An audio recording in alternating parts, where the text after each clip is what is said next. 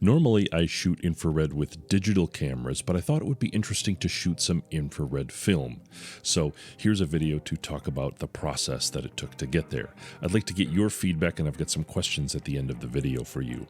First step, I'll need a camera.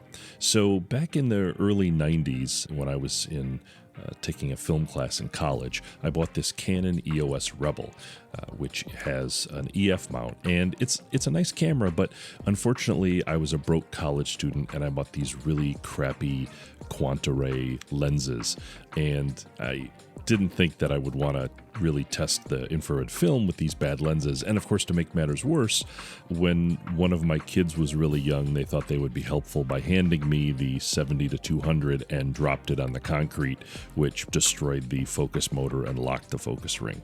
So pretty much this was out and I needed something different. It has an EF mount, so I could use Canon EF lenses, more modern lenses, but unfortunately I sold all of my Canon gear when I switched to Fuji, which I sometimes regret.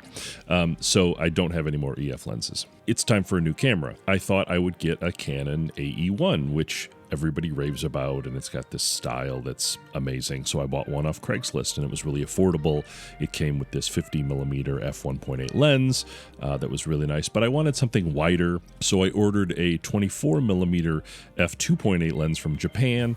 It was pretty affordable, but it took a long time to get here due to this happened at the beginning of the pandemic, so the logistics were really bad, so it took a long time to arrive. But now I've got this film camera with a 50mm lens and a 24mm lens, and I'm ready to go. So before shooting any infrared film in this camera, I wanted to test the camera and make sure it worked and get a good baseline. So I picked up a few rolls of Kodak UltraMax 400 so I could run some regular color negative film through the camera, and this is what I got. So this was shot in the Bay Area, a bit of a dreary day unfortunately, but it was still a good opportunity for me to test out the camera and see how it worked. Unfortunately, I got a lot of grain in some of these shots, which I'm not really sure if that's just the nature of this film or if it was my fault. Maybe I didn't get the exposures right. So some of the shots turned out more grainy than others, like this shot of Alcatraz. Especially the wider shots tended to be more grainy. Maybe it's a haze issue. Some of the closer shots, this shot of the seals, you don't notice as much grain. The detail looks good, but you get to some of these wider shots and there's a lot more grain. Definitely a little bit more challenging with the vistas. That was this film, so fundamentally I was just really testing out the camera to make sure that everything looked good, and certainly it did. The shots were very clean and everything was pretty solid. So this gave me a good baseline to make sure that everything worked well with the camera. I have a few old rolls of film that are probably long expired from 30 years ago, and I wanted to try those as well to see how that worked. So this is some shots I took with a Kodak TMax 100 to give me an idea of what this would look like. This is actually a vertical pano, a couple shots stitched together. These are, okay. Could be that maybe because the film was expired, the contrast wasn't great, or maybe because the photographer wasn't that good. Another vista with a lot of haze, so they're kind of mediocre. I will say, definitely having shot a lot of digital, it really makes me appreciate the detail you see in digital, and like the dehaze tools that exist now are pretty amazing. And now that I'm seeing a lot of this in these film images, so these were okay, nothing really great to write home about, but definitely a good validation for me that the Canon AE-1 was working fine. Okay, so let's get back to the infrared film. Now, one of the challenges you have in shooting infrared film is that the choices these days are extremely limited. There is currently no color infrared film in production. The only currently produced film you can make is in black and white, and predominantly from Rollei. So I wanted to start with the Rollei Infrared film, which is a ISO 400 black and white negative film. It's sensitive in visible light and in near infrared up to about 820 nanometers. If you use it straight without a filter at ISO 400, then the results you're going to get will be pretty close to a regular black and white film.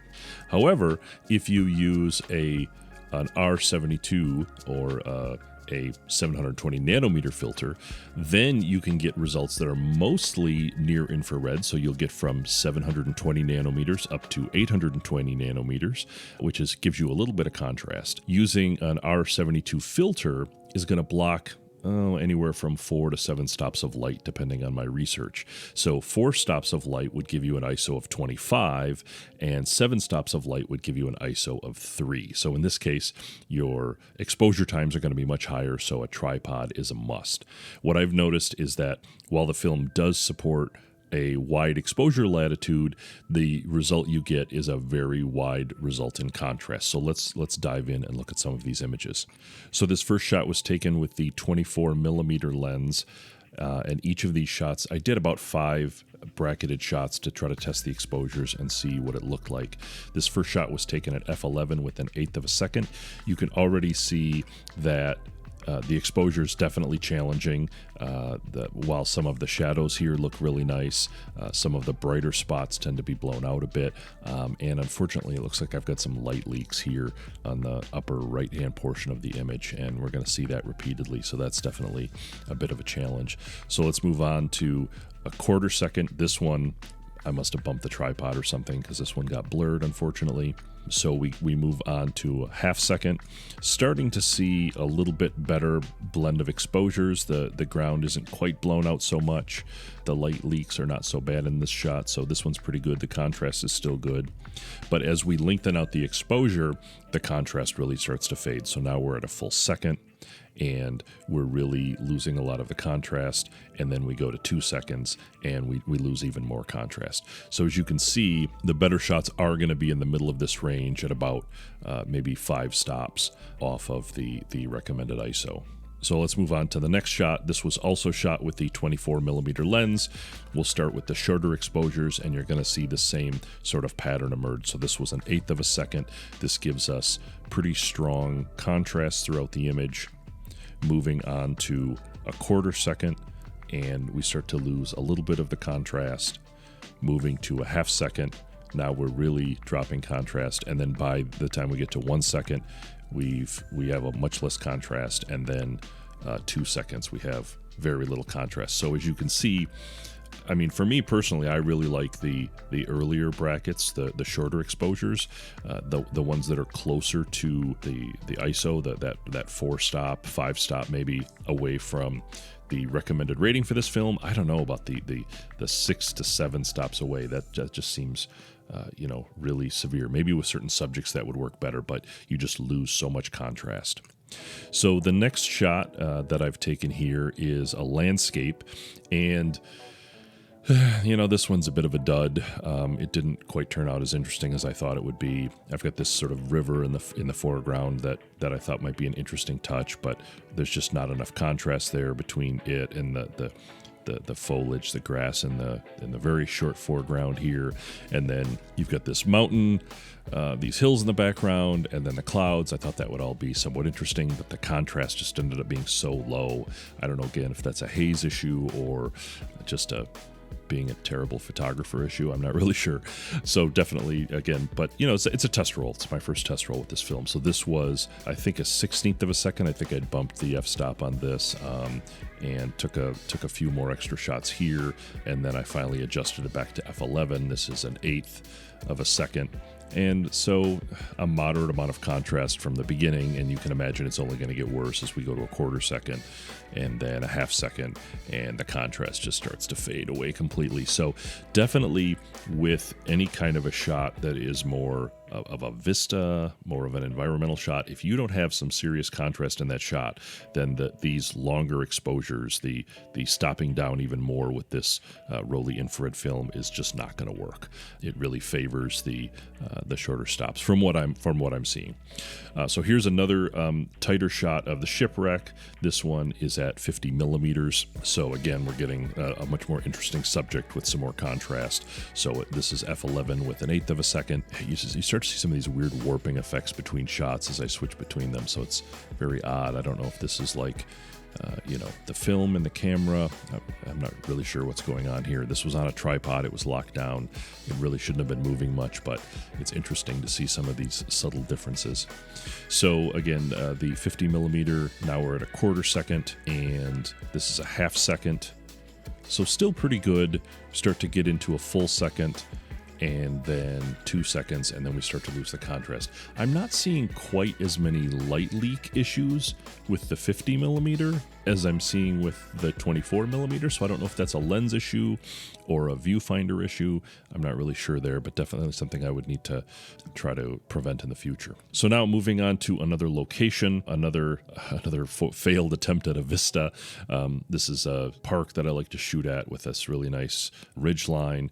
In color infrared, you've got this great separation between the ground and the trees and the sky, but here not so much. It's all about the contrast, and there's just not as much going on here. So this is a 1/4 second at f11, and then a 1/2 second, a full second, and then 2 seconds. And as you see, the same thing, the contrast really just starts to drop off.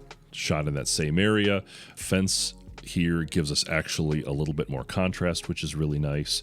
So this is a f11 at a 1/4 second, 1/2 second, full second, and 2 seconds. Same kind of pattern we're seeing. And then finally, to wrap up the roll, to finish off the roll, I shot this at f11 and a 1/2 second. So this was my final shot, which was not a bad exposure. This might have been a little bit better of a 1/4 second, but still pretty decent. So again, this really sort of emphasized to me that contrast is important. The subject matter you're choosing is really important when you're selecting what you want to shoot with this camera. So let's talk a little bit about the cost associated with getting to this point. So the used Canon AE-1 and the 50mm f1.8 lens I got from Craigslist for about $120. I picked up the used 24 f2.8 lens, got that from eBay. That was shipped from Japan. That cost about $140. And then I bought the Hoya R72 filter. That was a 58mm filter thread. Bought that used from KEH for about $30. So all in, the fixed costs for the camera, couple lenses, and this filter was $290, so less than $300 in fixed costs to get going here. The film itself, the Rollei Infrared, costs about $9 for a roll of 36 exposures, and then to develop the film costs, roughly $8 to $12, depending on where you get it developed and if they include scans or not, and that kind of thing. So figure your cost to develop a roll of film is going to be about $20. Some things about film have never changed, and that is that you have these fixed costs in terms of the camera, which you can be quite low with cameras these days because there's so many great film cameras available that are affordable and that work great. But then you've got this reoccurring costs with the film and the developing that you're going to deal with. You won't have that in digital, but if you're on a budget, this could still be ultimately a more affordable way to go depending on how much you're shooting. What are some of the conclusions that I have after shooting this first roll of the Rollei Infrared film? I think 4 or 5 stops is of compensation for that R72 filter is plenty. I think 6 to 7 stops, we started to get way too little contrast. Maybe other subject matters would be different, but it seems like the less exposure compensation for the R72 was fine. I might even test like a 3-stop change in the future if I do another roll. Another thing that I've noticed is that when you're shooting black and white infrared, high contrast subjects are a must. So some of my go-to subjects, like my landscapes and stuff, were not interesting here. And I would like to shoot maybe more close-ups of trees, some probably, like the shipwreck turned out great. It was definitely a more intimate close-up subject, and so I think this film is going to work better with interesting subjects like that, and it's going to work less well with broad vistas where there might be a lot of haze and stuff like that. One of the things that I did that worked out pretty well was to photograph the camera itself so that I could capture the settings, because of course in digital you're going to have a record of all the settings used by the camera, but with analog shooting film you're not going to have that. So by taking a photograph of the camera and showing what the subject was that I was shooting, and then following that up with photos of the top of the camera, then I could see what the actual settings were that I was getting. And I found this to be really helpful. I didn't quite capture every single one, so you have to be really meticulous when you're doing this about capturing the images. Otherwise it can be really hard to correlate the actual image to what you shot here. If you miss some or forget to do one, your count gets off. So you have to be really meticulous about doing this, but if you do it, I found that it was really helpful in capturing the settings that I have. So one of the questions that I have now is, do I want to shoot more infrared film? I have a couple rolls of other films that I want to test. I have a roll of the Rollei Retro 80S, which has a exposure range up to about 775 nanometers. So if you use that with a 720, it's going to have a very narrow range of infrared and visible light that it captures. So again, there could be some serious contrast challenges there. And I also have a roll of Rollei Retro 400S, which has the same characteristics. So I'd like to shoot those as well. Another question that I have, if I keep shooting film, do I want to get a different camera or a better camera? One of the challenges that I have with the AE-1, well, a couple challenges. So first of all, there's the light leaks, which I have, I need to identify the source of the light leaks and figure out, is that a lens issue? Is that a viewfinder issue? Where's that light coming from? And the other challenge that I have is just the lens mount. It is so difficult to put the lenses on the camera, like the modern EF mount for Canon and basically every other camera I've ever used makes it so easy to mount a lens. The Canon FD mount and these lenses, it's not easy. and I'm afraid, that I'm going to break the camera or the lens while I'm doing it. So I'm not a fan of that. And so I just don't know if this is the camera that I would want to be using in the long term to do film infrared work. And then of course the other question that I have is, would I want to move to a medium format camera and be able to capture these at higher resolution in medium format? That's something I would really like to do, but then that introduces another question about which camera system to get involved with in a medium format. So I've got a couple more rolls to test coming up, but I'd really love to get your input about what your thoughts are. Would you like to see more testing of various rolls of infrared film? And that'll tell me whether I should continue to invest in this, or maybe even invest in a medium format camera to continue to shoot infrared film. Hope you enjoyed. Thanks.